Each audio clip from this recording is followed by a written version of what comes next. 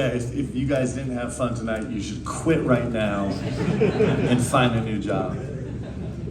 That was just an elite level physicality, bloodbath, competitive, just incredible performance after incredible performance going down the line. A great game, and it's just like, how fun is this SEC league going to be? I mean, just as incredible. So congratulations to Florida. They've had an incredible start to the season. They have big-time players that are really competing at a high level, and guys that are really they're really dialed into their particular role on that team. And I couldn't be more proud of our guys. They just battled and sometimes we're not great, but these guys got so much fight in them and so much together in them and so much resilience. It's a really fun team to coach. And you know, the only sad thing for me is we only get 17 more of these. It feels like I already get sad thinking we only get to do this 17 more times in this regular season. So we're going to try and enjoy every second of it. Go ahead, Ken. Mark, what did you think the way that Andrew Carr kind of finished the game for you? He had a rough first half offensively, maybe a little bit on the defensive end, but came up big when you needed him. Yeah, I mean, Andrews, like, you know, you go down these lines, it's pretty incredible. You think about Andrews, you know, he's 50% from the field, he's 40% from the three-point line, he's 5 assists, 0 turnovers. He's playing, you know, we spent the last several minutes of the game switching 1 through 5, had ridiculously difficult defensive responsibilities. I thought he was terrific, and you know, what's nice is you know, with us moving Andrew around, you could see that Florida had to be responsive in the lineups they were choosing to put on the floor because they were trying to deal with Andrew down the stretch. And that's really impactful. You just feel a good feeling as a coach when you know that the other side has to kind of jockey a little bit to figure out what they can do lineup-wise. It might not be the lineup or the positioning that they want to have on the floor for a bunch of reasons, but it's the one they have to have on the floor to handle Andrew Carr. And that's a pretty good feeling. It talks about his, you know, incredible effect on the game. Marcus, 16-0 run and 2 10-0 runs. Other than the simplicity of making shots and getting stops, what goes into something like that? What does a team need to have runs like that against a team like this? Well, to have the first run, you need Ortega Owe. I'll tell you what, you know what, it's just, guys, it's the most humbling thing in the world to watch these guys grow. And so it just, and the game is such an incredible teacher. And so Ortega's first rotation was a little shorter than normal. He was out before the first media, and he sat for a little while. And he was coming off a game where he didn't love it. And then he refused to allow any of that to affect his intensity or his drive. And so then he came back in, and you know, we were a little bit sideways and couldn't kind of find a rhythm. He was like, "You guys just relax, man. I'm come find all of your rhythm for you." And then with the later runs, I think it has a lot to do with you know, just listen. I mean, Florida's a great team, so sometimes I'm just talking about our team right now. You know, I'm a big believer, it's gonna sound soft, but I'm a big believer that all my guys snuck into Chris's apartment after celebrating his birthday to go scare him and surprise him.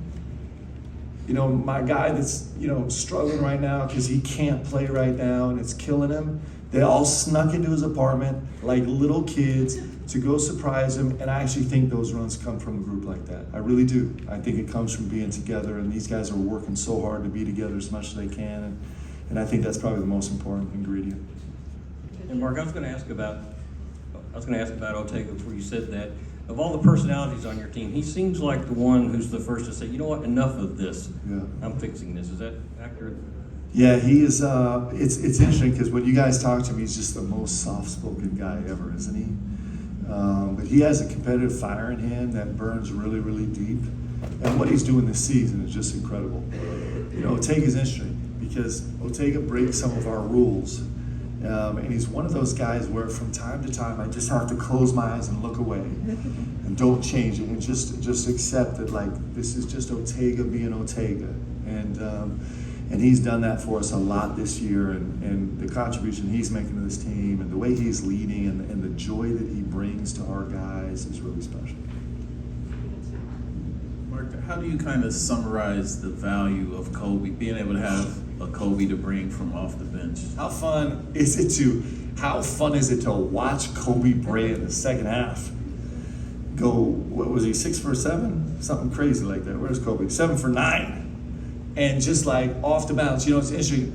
We work so hard to create shots for Kobe, and Kobe kind of comes off an action that we think is so creative, and then he stops and he lets the defense recover, and because he just wants to go off the bounce, he just wants to shoot off the bounce. But he was magical tonight, wasn't he?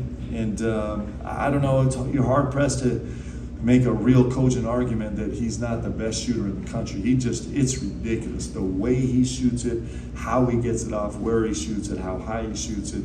And he was, you know, clearly he was massively important for us. He was also another huge catalyst in those runs. And, you know, we had to kind of, you know, we had some fatigue on the floor and kind of had to go with some, you know, makeshift, some makeshift lineups. Maybe that were a little heavier on different guys than traditionally we do, and Kobe was just like, don't worry, I got it. I'm just gonna make shots. He was spectacular. He's also growing immensely on the defensive end.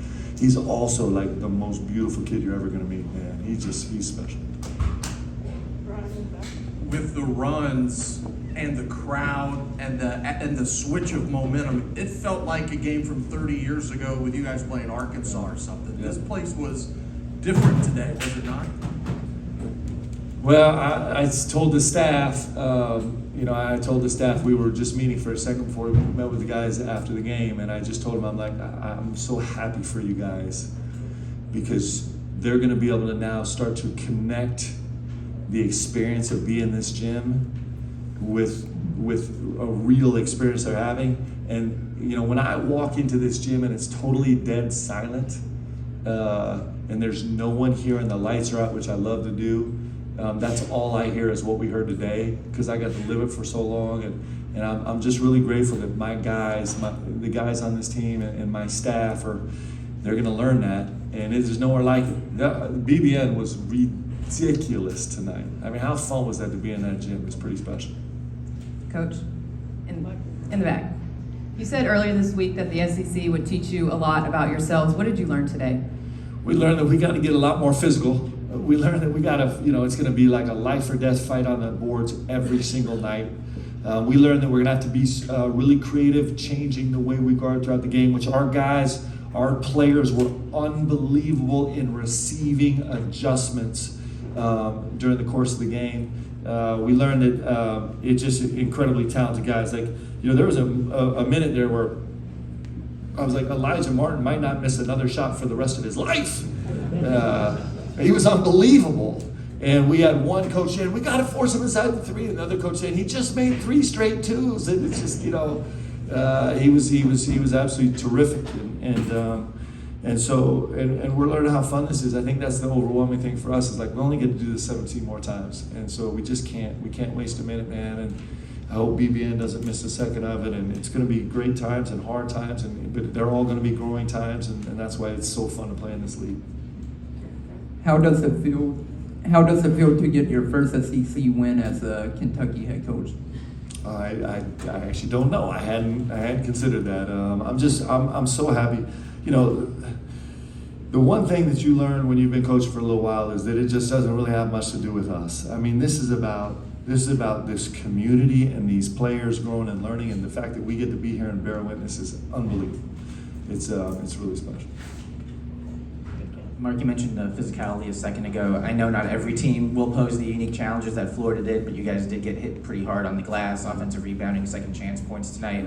How do you go about adjusting and kind of combating that, and also what are the challenges of doing that in season on the Tuesday, Saturday schedule? Yeah, so it's a beautiful thing, this league, because tonight it's on the glass. On Tuesday it's going to be something else that's really exploited, and this league is just going to kind of needle any space where you're not the best in the country. You know, Florida is the second best rebounding team in the country right now, and you know, our guys, we hung in there is probably the best way we can say it. We really hung in there. It's also, over the last 6 games, they're the #1 analytical half-court defense in the entire country. And our guys were 25 assists and 6 turnovers. Like, that number, guys, is, I was going to say breathtaking, but Leanne gets mad at me when I say breathtaking. That number is insane. There's 25 assists, 6 turnovers against the #1 defensive team in a half court in the country over the last 6 games. That's crazy. And so, this is what you want. You just want to go against the biggest challenge. You want to go against the best teams. This is an undefeated team. What are they ranked? 6 or 7 or 5 something. And another top 10 matchup, and it just makes you get better. So, in regards to rebounding, we're going to get first we're going to get in the training room, try and get healed up, and then we get in the weight room, and then we get in the film room, and try and figure out some different things schematically and habit-wise that we could do. But the one thing I'm not worried about is our guys' fight. Our guys' fight is there. Coach, this team now has 3 wins over top 10 programs. What can you talk about this team's ability to show up in the big-time games? They love it. They love it. And every day we're learning to love each other a little bit more. And just the opportunity to compete. There's nothing better. Like, you only get to do this for a little time in your life, to just compete like this. And our guys are falling in love with competing. They're falling in love with it. I don't think they're scared. I don't think they spend a ton of time stressing or fretting about outcome. I think they're doing a terrific job about, as best as anybody can, about staying in the moment and just competing on this possession. And then when we do get sideways, somebody else steps up and be like, no, I'll be present right now. And I think our guys are doing a great job of it. Mark down there. December, there was some inconsistent offensive performances, but 106 points in your first SEC game. Just how promising of a sign is that going forward? I would like to do that every game. I don't know how. I don't know if we're going to be 14 for 29 every game. The 29 is the part I'm super happy about. It's been really hard for us to get close to 30. But we have a bunch of guys stepping up. You think about us offensively. Think about Amari Williams tonight. He's 6 for 7 from the field. He's 5 assists. You think about our starting 4 and 5. They're 10 assists, 1 turnover. Like, that's insane. And as a group, our starting 4 and 5 is 10 for 15 from the field. And so offensively, what those guys are delivering right now in terms of playmaking, there was 5 games ago, Amari really dug into this idea of, like, I'm not turning the ball over anymore. Like, I'm gonna get on top of my. He had just gotten underwater on assist turnover ratio. It was under a 1-to-1, and he hasn't had more than 1 turnover in a game in the last 6 games now. He's a 5-1. And offensively, those kind of things are the markers that keep us. We won't be 14 for 29 every night, but if we can protect the ball like this against the #1 half-court defensive team in the country, and if we can share the ball like we did with 25 assists, it's going to bode well for our offense every single night. Mark, down here. So you speak on Amari Williams' play. He was in foul trouble for most of the game. What do you take from a performance like that when he's in foul trouble? How hard is it for someone to do something like that when in foul trouble?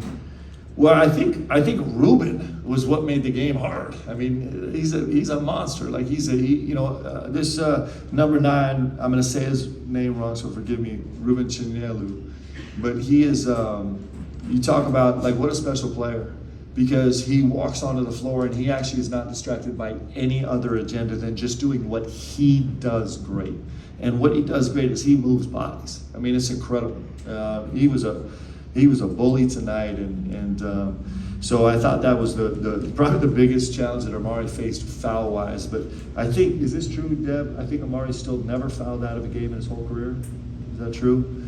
So, this is probably a little bit more of an anomaly foul-wise for him. Thank you, everybody.